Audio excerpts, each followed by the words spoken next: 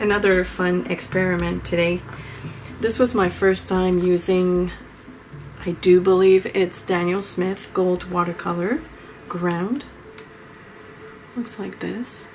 So essentially it's allowing the paper to have a golden base, and you can still watercolor over that. It will accept the watercolor paint.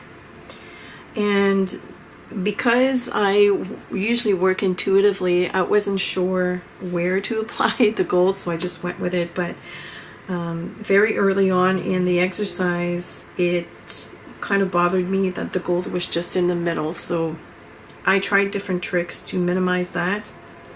One of them is that I used one of Patty's stencil. This is called Movement. I love that stencil.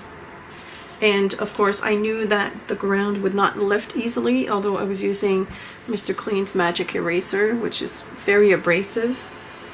The color was lifting well, and it also carried that color through other parts of the stencil, which I really like. And then I thought that everything was kind of too vertical, so that's why I introduced the ribbon. I used Copic white ink for this, and I sort of weaved it through that stencil pattern.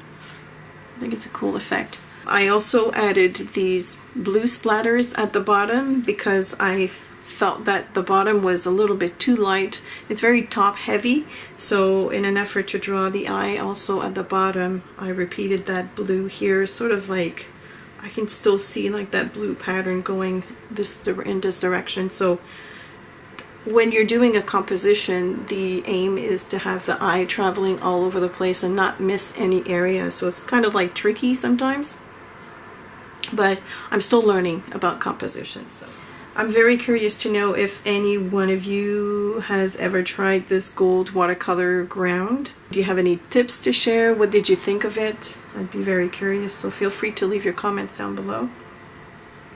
And that's pretty much it. So a fun exercise for this morning. I thank you all for watching, and don't forget that the list of supplies is in the description of this video. You just have to click on show more and scroll down. Thank you, my awesome patrons, for supporting my art over at Patreon. Have a super fun and creative day, and I will see you soon.